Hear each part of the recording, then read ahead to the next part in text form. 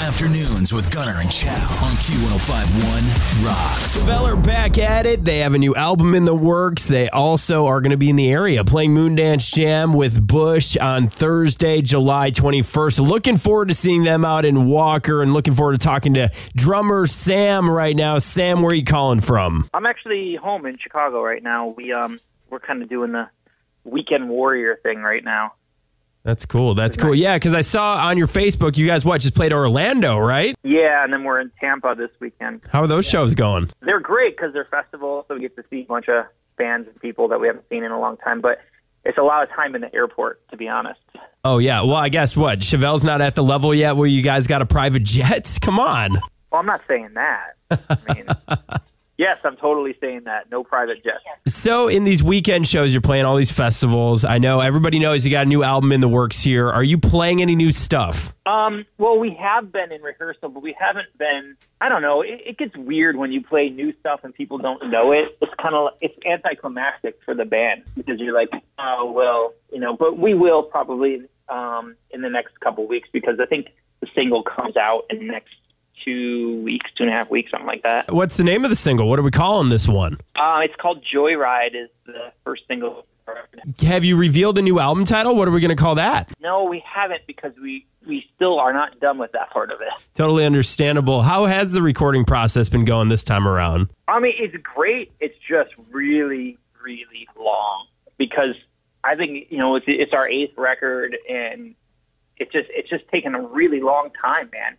I don't remember ever the process being this long, but I guess it has been. Now, is it more of a difficult process? I mean, are you guys, like the songwriting wise, I mean, was it similar? Is it more the recording process that seems to be taking a little longer? I think the songwriting process was just longer because we published somewhere around, I don't know, with this record, it'll be like 95 songs or something. So, and you don't want any songs to sound the same. And I don't think that they do. I don't think we've ever copied a song and put it out. We want them all to sound different. So that process just becomes more difficult, I think. I mean, how many bands do you know that have 8 records? I mean, not a lot of them do that. Oh, yeah. There's definitely not a lot anymore. Yeah. Unless you're Clutch. You have like that's true. 13 records or something. And when you look at 95 songs in your catalog now with this new album, how do you whittle this down as far as like a live show goes? Because that's a lot of songs. Well, I mean, that's a good question. We have songs that obviously you want to play some of the singles so that people can sing along and songs that they recognize. And then you have sort of crowd favorite songs and then you have fan favorite songs. And then we have songs that we want to play too. So our sets get longer, but it's difficult to do much more in a concert than like 18, 19 songs at a time. I think that people get burned out after that. After like an hour and a half, you just kind of start to get burned out at the intensity. Yeah, so the process of actually writing a set list it does get a little long-winded and a little difficult, but I don't know. I mean, it's I don't know. Again, I pull my hair out sometimes when we're trying to figure out what songs to do because our set list that we would just play on our own would be entirely different from somebody who had followed our band for a long time. Oh, yeah. You got all those rare songs you've played, hardly ever play that you guys want to play. No, that makes sense. Now, do you switch up the set list every single night? Like, are you guys like able to play any one of your songs on any given night? Well, the first part of that is yes, we switch it up, but we don't switch the entire set up. We'll switch like 2, 3, 4 songs out per day. Yeah. Pretty much. But the answer is definitely no. I cannot play every song. I mean, it wouldn't take that long to learn something. We just need to practice for a couple days for some of the deeper cuts, I guess. But we usually have about 40-ish songs that are ready to go at any time. Probably somewhere around there. I don't know. Somewhere around there. And speaking of shows, you guys got a lot of actually really cool shows coming up. You got Northern Invasion, which is up, northern Wisconsin, Rocklahoma coming up. And then a really cool one, Chicago Open Air. You guys are playing right before Rammstein, right? I mean, that's what it looks like. How cool is that, man? That is so cool. Yeah, when you get that call and they tell you that, knowing how their stage show is, are you guys like how are we going to match that intensity? I mean, just the pyro alone. Like, do you get intimidated before things like that? Or are you just like, we'll just go out there and kill it? Yeah, we'll just go out there and kill it. I mean, we don't really have to match it because they're playing after us, so that sort of takes some of the pressure off of it. But yeah, we'll just go out there and kill it. But man, that show is really cool because actually Ministry is playing that show that night with us as well. Yeah. So it's gonna be a hell of a show. I mean, it's not always a chance to play a show like that where you really want to watch every band, and it's gonna be really cool. I wouldn't say I'm intimidated, like not intimidated by playing with them. It's more excited. You get excited because you want to watch them, but it's also because you want to raise your level of, commitment so that you can match that intensity that they're going to have.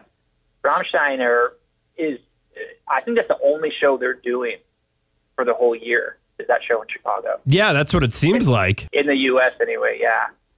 So, and Ministry is a band that we grew up with and still listen to this day. We've covered one Ministry song before, and that band's really influential to us, so that's cool to be playing with them as well. Also, I just want to ask you this, because it seems like a lot of bands these days that you guys have kind of come up with over the last 15 years or so, a lot of singer switches out there. Hinder's been through it, Sick Puppy's now going through it, 3 Days Grace has done a pretty good job of transitioning on. But let's say Pete quit the band, he quit Chevelle for some reason. Would you and Dean ever be like, let's find a different guy. Let's try to move on with Chevelle. I know it's kind of tricky because he's your brother and all, but let's say he quit, didn't want to do it. Would you ever consider moving on without him? No, definitely not. As a matter of fact, if he quit, him and I would go do another business. So it would never be separate. I mean, I love being a musician, and I would probably play in another band. But if he quit, Chevelle is so much him, especially when you consider the writing, because he writes everything. Yeah. And granted, we write it together, but he writes all the lyrics and the melodies and all that stuff. So it's totally him. There wouldn't be any Chevelle songs if it wasn't him writing them.